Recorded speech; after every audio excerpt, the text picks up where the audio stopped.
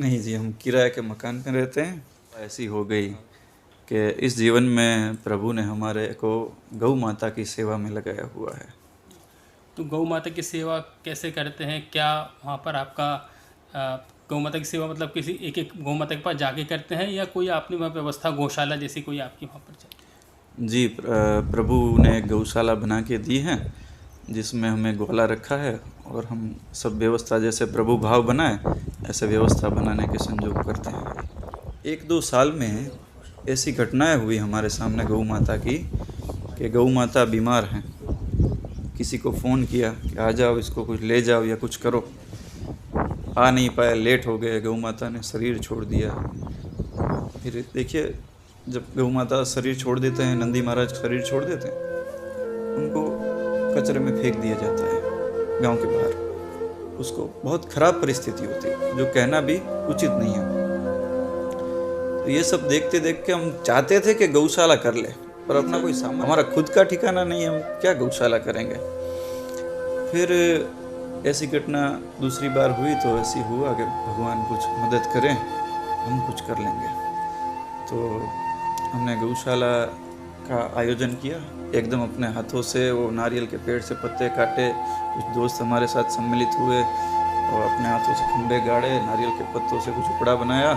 फिर एक बीमार गौवंश को हम लाए, उनकी सेवा चालू की, जिनका नाम हमने रखा सुरभि मैया।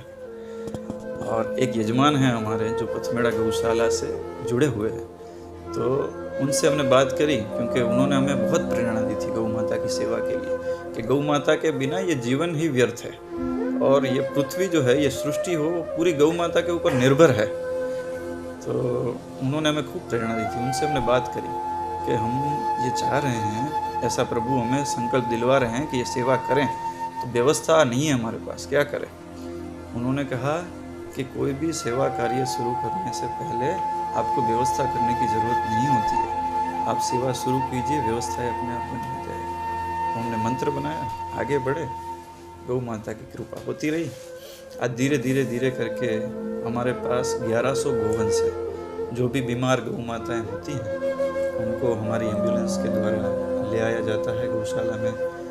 3 डॉक्टर है वहाँ पे, उनकी सेवा की जाती है। जैसे भी स्वस्थ हो जाए फिर भी उनको वहीं रखा जाता है, क्योंकि क्या बना भाव हमारा कि द्वारकाधीश में रह रहे हैं। हमने बताया आपको, हम तीर्थ पुरोहित हैं, ब्राह्मण हैं। द्वारकाधीश का हृदय है गौ माता। गौ माता दुखी हैं, गौ माता कचरा खा रही है, बीमार है, तो भगवान खुश नहीं होंगे। भगवान का हृदय दुखी है, तो उनके हृदय की तृप्ति के लिए हम ये कोशिश कर रहे हैं, वो हमसे करवा रहे हैं कि ऐसा काम करें कि गौ माता के लिए कुछ कर सकें। और इसमें हमारी धर्मपत्नी, हमारी बेटी, हमारा बेटा सब जुड़ गए हैं। हमारा जीवन ही जैसे गौ माता हो गया। वहाँ पर आपकी रहनी कैसी है द्वारका में? मतलब आप गौशाला में स्वयं का कोई निवास है, या अभी भी आप किसी दूसरे के निवास में रहकर और? नहीं जी, हम किराए के मकान में रहते हैं, गौशाला रहते नहीं है। गौशाला रसोई घर बना रखा है ताकि बार बार घर जाना आना ना पड़े, हमारे को टाइम ना बिगड़ जाए, इसलिए रात को सोने किराए के मकान में जाते हैं। बाकी पूरा दिन गौशाला में रहते हैं, गौ माता की सेवा करते हैं, खूब आनंद करते हैं। और गैया मैया आपके पास है तो समझो प्रेम बरसाती रहती है। तो प्रभु जी, जो गौशाला आपकी वहाँ पर है, तो वहाँ से जो कोई सेवा दूध मिलती होगी, तो वो कोई सेवा द्वारकाधीश के तक पहुँचती है, या सब कुछ उनकी सेवा में ही वहीं हो जाता है? देखिए, जैसे हमारे यहाँ दुधारू गाय नहीं होती है, मतलब हमारी गौशाला में, क्योंकि हम बीमार गोवंश को लाते हैं, तो उनमें से जो ठीक हो जाती हैं गौ माता, उनमें से अभी के समय में कुछ गौ माताएँ दूध दे रही है। तो उनमें से पहले जो बछड़े हैं, बछियाँ हैं, जो बिन माँ के हैं, उनको दूध दिया जाता है। बाकी जो सुबह का दूध आता है वो सारा द्वारकाधीशी की सेवा में दिया जाता है। और हम ऐसी गौ माता का ही दूध लेते हैं जिनके बछड़े ने भोजन कर लिया, दूध पी लिया, उनके लिए समाप्त हो गया, और फिर भी दूध है गौ माता में, उन्हीं का दूध लेते हैं ताकि वो खूब प्रेम से देवे और खूब मीठा दूध देवे। और ठाकुर जी को लगभग रोज़ अपनी गौशाला से जो दूध जाता है, मतलब उनकी गौशाला से, उनकी खीर बन के उनका भोग लगता है। और प्रभु जी, आप अकेले आए हैं दर्शन करने के लिए, या आपके परिवार के जन भी इसमें? जी, हमारे 2 भाई भी साथ में आए हैं। जी, क्या वो आ सकते हैं? आइए श्री हंस, सबसे पहले थोड़ा अपना परिचय बता दीजिए प्रभु जी।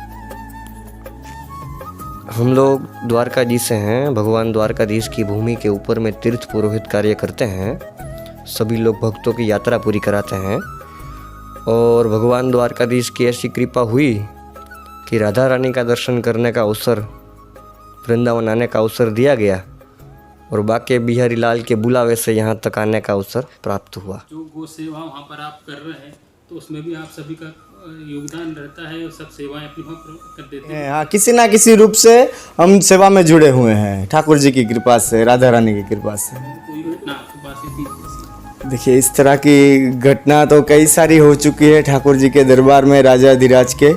पर एक छोटी सी 2 मिनट की बात आपको बताएंगे कि अभी जो लॉकडाउन चल रहे थे, अभी जो कोरोना के समय पे, तो द्वारकाधीश के राज दरबार में कोई था नहीं, केवल प्रभु का श्रृंगार और उनका नित्यक्रम ही चल रहा था।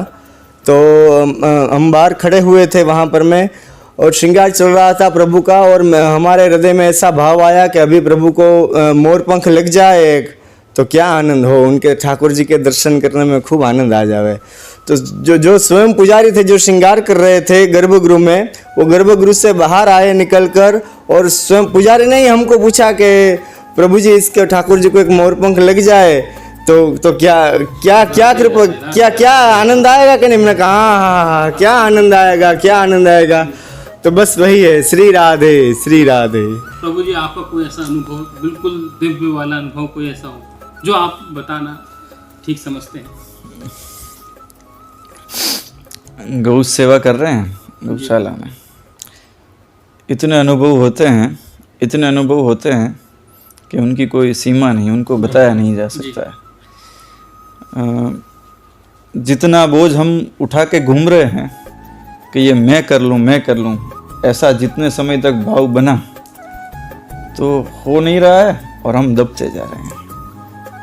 ये भार तो हम उठा नहीं पाएंगे। तो फिर जब एहसास हुआ कि अब तो अपना सामर्थ्य ही नहीं है, जैसे गुरुदेव कहते हैं कि तुम्हारा सामर्थ्य खत्म हो जाए, इनकी शरण पकड़ लो, तो फिर ऐसा भाव बना कि प्रभु, आपकी जो मर्जी आप करो, हमें सब स्वीकार है। फिर एकदम से बाहर हट गया, सब अपने आप होने लगा। जो हमारी रोज की दिनचर्या है, रोज चमत्कार देखते हैं, हम पता है हमें कि ये हो ही नहीं पाएगा, वही हो रहा है। क्या बताएं आपको। जैसे एक दिन हम गौशाला में बैठे थे, रात को परेशान, क्या कल इतना पैसा देना है, कहाँ से आएगा। गौशाला में नीचे ही बैठता हूँ मैं, तो नीचे बैठे बैठे सोच रहा था। तो एक हमारी बच्चिया है जिसका नाम है खिचकी, वो बहुत प्यारी है, वो जन्म से हमारे यहाँ, उनकी माँ नहीं है, उनको हम बोतल से दूध पिलाना है, वो तो हमसे बहुत प्रेम है, उनका प्रेम बरसाती है। तो वो मेरे पास आई, मैंने बोला, मैं तो ऐसे ही भाव से बोल रहा था उनको कि मैया, कल इतना पैसा देना है, 1 रुपया है नहीं, क्या होगा अपना। ऐसा फिर सोच विचार करके उनको कहकर फिर मैं घर गया।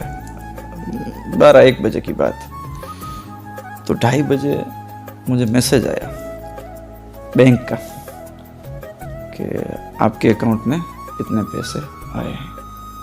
मतलब जो ज़रूरत थी वही पैसे आए। मैं उठा घर से, सीधा गौशाला गया और बच्चिया को ढूंढा, उसके पैर पकड़ लिए। श्री राधे श्री राधे श्री राधे। इनकी कृपा की क्या बात हो चाहेंगे जी।